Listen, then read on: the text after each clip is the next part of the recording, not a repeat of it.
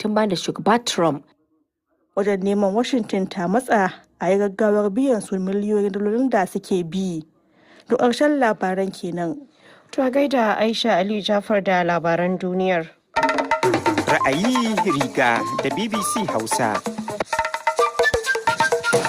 To madalla kafin shirin namu bari mu baku wani ɗanɗano akan halin da ake ciki a jihar Kano, inda gwamnan jihar Kano Abba Kabir Yusuf ya sanar da ficewarsa daga jam'iyyar NNPP, inda ya ce ya ɗauki matakin ne saboda barakar da ya ce ta yi wa jam'iyyar katutu. Abba ya ce rikicin cikin gida da ya dabaibaye jam'iyyar ta NNPP ya yi yawa, wanda a cewarsa shi yasa ya ɗauki wannan mataki na ficewa domin fifita bukatun al'ummar Kano. Ficewar dai na kunshe a cikin wata sanarwa da mai magana da yawun gwamnan Sunusi Bature da Wakin Tofa ya fitar ɗazu-ɗazun nan.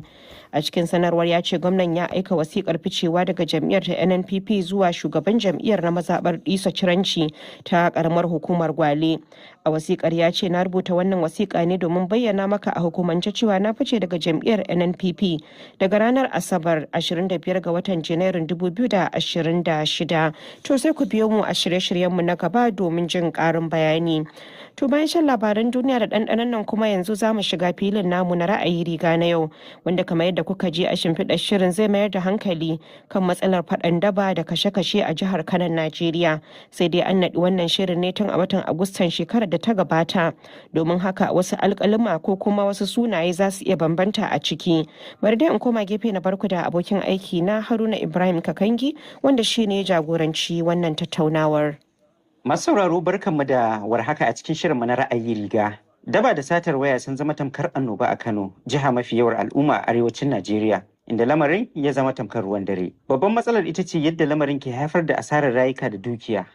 Mutane da dama waɗanda suka tsira kuma daga cikin irin wannan matsala an bar su da taban da ba zai taɓa warkewa ba har ƙarshen rayuwarsu. To me ke haifar da wannan matsala? Kuma me yasa ta ƙi cinyewa? Haka nan mecece maslaha? Akan haka ne za mu yi wannan tattaunawa a nan birnin Kano, inda muke tare da mutane daban-daban masu ruwa da tsaki. Farko muna tare da Yusuf Ibrahim Kofar Mata, kwamishinan kimiyya da fasaha da kirkire-kirkire kuma shugaban kwamitin inganta zaman lafiya a jihar Kano. Barka da warhaka. Barkamu da saduwa wannan dare mai albarka. To madalla. A bangare na hannun dama kuma muna tare da SP Abdullahi Haruna Kiyawa, mai magana da yawun rundunar 'yan sandan Najeriya a jihar Kano. Barka da warhaka. Assalamu alaikum wa rahmatullahi ta'ala wa barakatuh. So ta bangare ɗaya kuma akwai Zainab Nasir Ahmed, shugabar kungiyar yaƙi da matsalolin matasa wato Yospace. Barka da zuwa kema. Salamu alaikum, barkanmu. Barka dai. Sannan kuma muna tare da sauran mutane masu ruwa da tsaki kamar Tasi'u Rabiu daga Kofar Mata, akwai Abdulhadi Sani Kofar Nasarawa, akwai kuma Salisu Ibrahim Zage. To idan muka fara da kwamishina ko ce shugaban kwamiti, me yasa daba take cinyewa a jihar Kano? To bismillahir rahmanir rahim. Ita daba ba wai ta cinyewa ba, a'a wasu dalilai ne suke kawo ta, kuma wayannan dalilan su ne ake kokarin yin maganin su babu dare babu rana. Kamar ka ce kamar ba ta cinyewa ba, yadda ake samun rahotannin irin wannan artabu tsakanin gungun matasa ko kuma a ce an je an yanki wancan ai kaga za a ce ta cinyewa.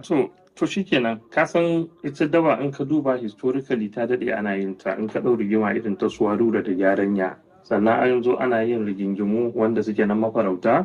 tsakanin siya da kuri da kura, wanda mai girma jagora sanata Rabi Musa Kwankwaso sun 1999 ya kawo aka yi sulhu wannan rigingimu suka kare. Daga nan kuma aka samu zaman lafiya har sai lokacin da shekarun baya kuma ya kasance ba a yi wani kyakkyawan tsari game da wayannan 'yan daban ba saboda al'amura na siyasa. To bayan nan ne kuma dabar ta daɗa dawowa ta ta'azzara. Amma abin da nake so in gaya maka shine a nan mun samu matsaloli na rashin zaman lafiya a yankin arewa maso gabas da kuma yankin arewa maso yamma, wanda yake wannan ya taimaka sosai wajen yunkurin rashin zaman lafiya a wannan yankin namu mai albarka. Sannan kuma duk da kamar kana nufin cewa kenan akwai kwararo masu aikata laifi daga waɗannan wurare daban-daban? Yau akwai su, kuma wani zubin ba masu laifin bane ba ma, amma waɗanda suka taho ne ba su da komai, ba su da uwa, ba su da uba, kuma suka shigo. Kuma Kano ita ce kamar tudun mun tsira, duk wanda ya shigo ta zai samu abin yi kuma zai zauna. to wannan ya sa akwai mutanen da suna nan sun taho daga can yankin sun zo suna ci gaba da abubuwan su da nan to wannan ya sa ya ƙara rashin tsaro a wannan Kano din tamu kuma bayan da za ka yi ka hana su tun da dama can Kano gari ne wanda yake girmama baki kuma yake karɓar bayan da za a hana su zuwa ko bayan da za a hana su ai ba za ka kulle ba saboda Kano kamar ita ce cibiyar arewacin Najeriya shi yasa a Kano ko ilimi aka ware wa kasafi to arewacin Najeriya ka warewa akwai dalilai na gwamnati kuma akwai dalilai wanda kamar zan ce maka to amma kafin mu je ga sauran dalilan bari in dan tabo bangaren yan sanda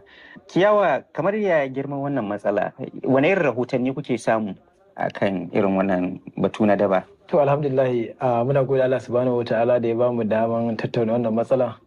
don ganin cewa an magance ta gaba daya amma ne yadda ka kan gamo abin kamar za a nuna cewa duk jihar Kano ma kawai ana wannan harka ta faɗan daba ne to ya kamata